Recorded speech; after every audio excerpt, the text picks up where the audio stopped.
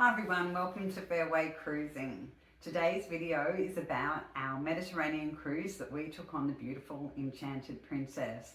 And the itinerary that we sailed on was called the Grand Mediterranean Collection, and it was a 22-day cruise that started and ended in Barcelona. And along the way we went to ports in France, Italy, Greece, Turkey and back to Spain, where we ceased our cruise back in Barcelona.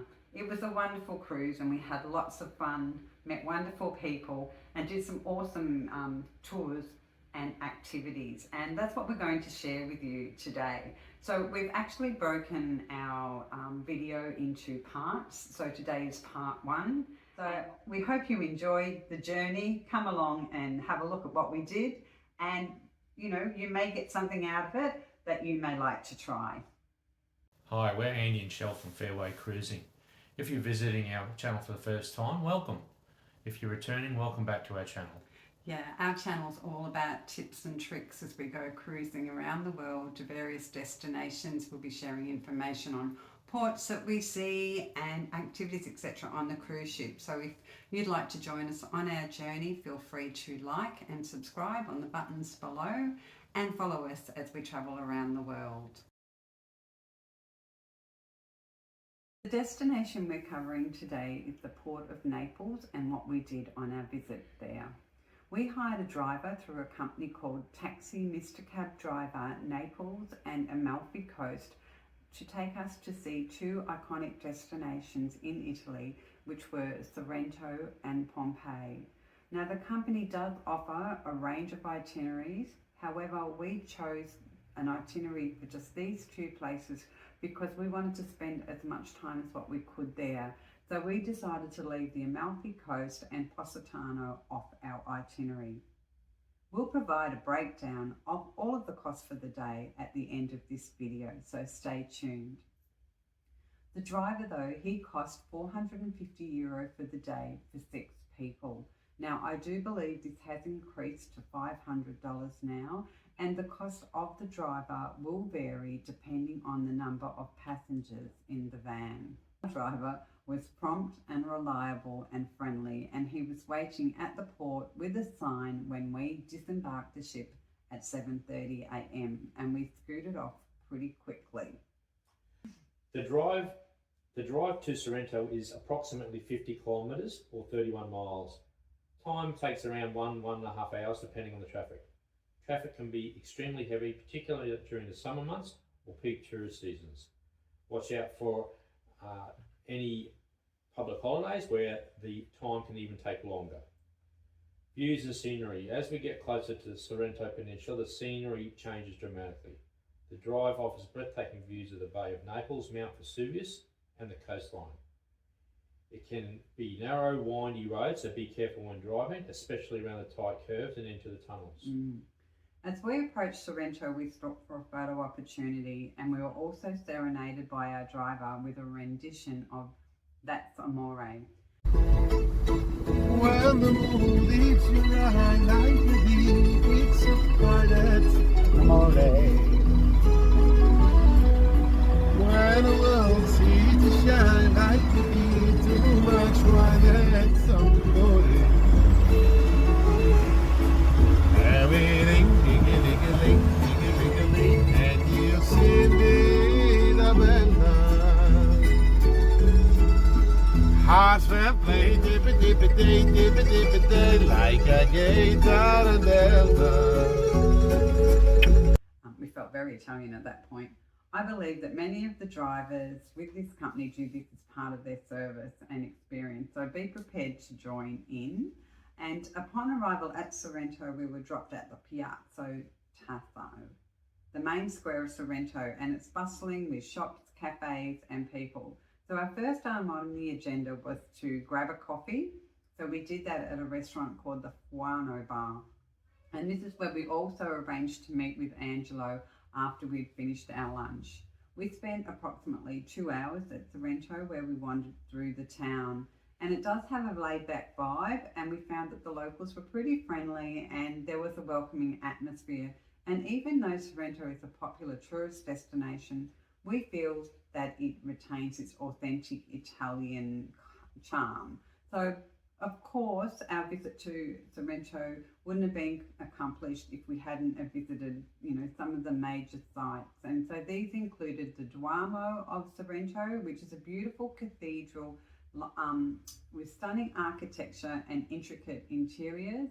Also, we went to the Corso Italia, and this is the main shopping street, which is lined with boutique shops and cafes, and it's perfect for a stroll and to get some of that retail therapy. We wandered around the winding, narrow, historic streets in the historic centre and visited a range of shops and cafes. And here you can go shopping for souvenirs, ceramics, lace. There's lots of lemon-themed products, which is something that Sorrento is famous for. It's lemons. And you can purchase a range of different lemon products as well, such as limoncello and lemon sorbet. And I couldn't resist buying a tea towel with lemons on it, but I also did sample the limoncello and the lemon sorbet, I have to admit. I've also purchased a cute little leather Italian handbag because I couldn't resist that one. Then we also checked out the Marina Piccola, and this is the main harbour of Sorrento. So this is where you can catch a ferry to Capri or Naples and other destinations. And there also are beach clubs there where you can rent a lounger out and enjoy the sun. After wandering around, it was then time to meet back at the Fuano bar to have lunch with our other people that were in the car with us, and then do a bit of people watching. So some of us had pasta, of course, while others in the group had pizza. We also like to always try a local beer when we're travelling, so of course we did that too. Some of the costs for Sorrento were coffees and lunch, which cost us around €80 per couple. Shopping for souvenirs, wasn't a lot of money spent there, but probably around €80. Most of that going towards a small handbag. Some of the other tips for Sorrento is check out when the public holidays are, when we mentioned, because it can get extremely busy and be you can either get delays or traffic jams trying to get down there. Start early in the morning if you can to again avoid most of these busy traffic periods. Be prepared for crowds. It's always going to be crowded in these major popular areas of Italy. As in any city, be safe, keep your eyes on your belongings, especially in crowded areas. Most of the people speak English, but if you want to try Italian, why not? Dress modestly to visit the churches, like anywhere in Italy. Don't wear anything that's too revealing, like cut-off shorts, tank tops and crop tops. Cover your shoulders and knees and wear shoes. The other thing is tipping. Tipping's not mandatory, but it's always nice to tip if you think your service deserves it. We headed off for our next stop, which was Pompeii, an ancient Roman city near Naples that was buried by an eruption of Mount Vesuvius back in 79 AD. Now, Pompeii is one of the most well-preserved archaeological sites in the world. As we drove to Pompeii, once again we were serenaded and encouraged to participate. Well, it lasts. Everybody, it's now or never. Come on in time. Sorrento to Pompeii is approximately 35 to 45 minutes. Distance is around about 26 kilometres or 13 miles. When we arrived at Pompeii, we were dropped off at the entrance and accompanied to the ticket booth. Our guide was already there waiting for us, and it took us around a 2-hour tour, which we'd already pre-arranged. Having a guide was great because we saw highlights as well as we learned many things that we would not have known about if we had done this on our own. So some of the highlights that we saw were the Forum, that's a central public square surrounded by important buildings and temples. The amphitheatre, one of the oldest Roman amphitheatres where gladiatorial games were held. The House of Faun, a large and luxurious residence with beautiful mosaics. The Villa of Mysteries, famous for its well-preserved frescoes depicting Dionysian rituals. I hope I said that correctly. And the baths. We visited the Stubbian Baths to see the remains of the public bathing complex. After walking around the sites, then when we had time to look back through the aquarium of Pompeii, and here you will see artefacts and displays of the finds of Pompeii, and the admission for this was included in our entrance fees. There are also some shops and markets near the entrance where you can purchase souvenirs. Some of our tips for Pompeii is make sure you wear comfortable shoes. The ground's uneven and you'll do plenty of walking.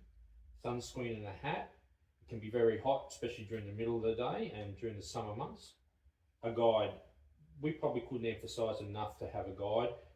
Just the tidbits of information and everything that he showed us was just made the trip and the actual site visit well worth it. The toilets are near the entry when you walk in, but they're extremely busy, so if possible, wait till you get inside, whereas there is more toilet facilities available and we found them to be easier to access. If you're not using a private driver and going yourself, purchase your tickets in advance because there is quite a queue when you get to the front gate. So I think the summary of a couple of things to note about our day trip that we'd like to mention is on our approach back to port, we did encounter a bit of a traffic jam and that did hold us up for a bit. But we had already prepared for this scenario, which was part of our reasoning of just visiting Sorrento and Pompeii on that day. And as we visited on a Friday as well. We also asked that we be returned to the ship a couple of hours before the sailing, just because we wanted to minimise any risk. You always need to weigh up the risk. So if you think it is a large risk for you about not returning on time, then, perhaps the ship tour may be more suitable. Our port times were arriving at 7 a.m. in the morning and we left at 7:30 for our day trip, and we returned around 5 o'clock in the afternoon for a 7 o'clock or 7 p.m. departure that night for the ship. So we did give ourselves plenty of time.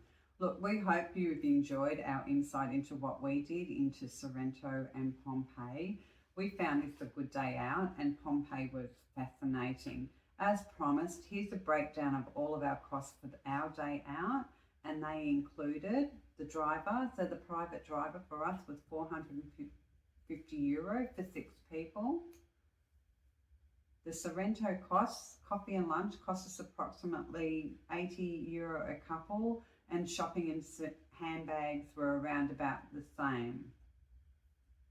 Pompeii entrance fee, that was 19 a person euro, and the guide for 6 people was €130.